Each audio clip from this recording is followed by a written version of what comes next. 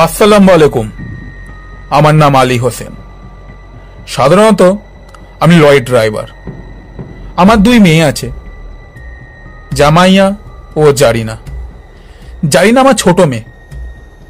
মেয়েকে জন্ম দেওয়ার সময় আমার স্ত্রী মারা যায়। তখন থেকে ওই দুই মেয়েকে অনেক কষ্টে মানুষ করি। সে পুচকে মেয়ে দুটো দেখতে দেখতে কত বড় হয়ে গেল। এখন মেয়ে দুটোর ভালো বাড়িতে বিয়ে দিতে হবে, যাতে মেয়েগুলো ভালো থাকে। মেয়ের বিয়ের জন্য মাথায় অনেক চিন্তা, দিন রাত কাজ করি। সব বাবা মারই আশা থাকে তাদের মেয়ে যেন ভালো বাড়িতে বিয়ে হয়, তারা যেন সুখে থাকে। ঠিক আমরা তো এই স্বপ্নই ছিল, কিন্তু জানতাম না আমার মেয়ের ভালো পরিবারে বিয়ে দেওয়ার চিন্তাতে এক দরিদ্র পরিবার শেষ করে দিব। মা, সামাইয়া। জি আব্বু। শুন মা, আমি 2-3 দিন বাড়িতে থাকবো না। তো ছোট বোনকে নিয়ে সাবধানে থাকিস। আর শোন, রাতে কেউ ডাক দিলে দরজা খুলিস না, কিন্তু কোনো অসুবিধা হলে তো চাচিকে বলিস। আর হ্যাঁ মা, বাজারটা একটু বেশি করে দিয়ে গেলাম। আচ্ছা আব্বু। জারিনা কই? ও তো ঘুমাচ্ছে। ও আচ্ছা, ঘুমাতে দে। আর ওকে একটু চোখে রাখিস, দিন দিন যা শয়তান হচ্ছে। শোন বেটি, গেলাম তাহলে। জি আব্বু, সাবধানে যেও। আমি আবার চলে এলাম গল্পের আলোহে। তারপর আলী চলে যায়। 3 দিনের মতন কাজ। প্রথম রাত ঠিকঠাক কাজ করে নিলেও পরের রাতটা তার কাছে কাল হয়ে দাঁড়ায়। কাজের চাপে আলী ঘুমোতে পারে না। সারাদিন ঠিকঠাক কাজ করলেও গভীর রাত হতেই তার যেন দু চোখ থামে না। আলীর দু চোখ যেন বন্ধ হয়ে আসে, আর সেই ঘুম তার সারা জীবন তার ঘুম উড়িয়ে দেয়। যখন সে ঘুমন্ত অবস্থায় পাগল, তখনই এক টোটোবালিকে সে ধাক্কা মেরে দেয়। ধাক্কা মারার পর আলী নিচে গিয়ে দেখে সে এক মহিলা।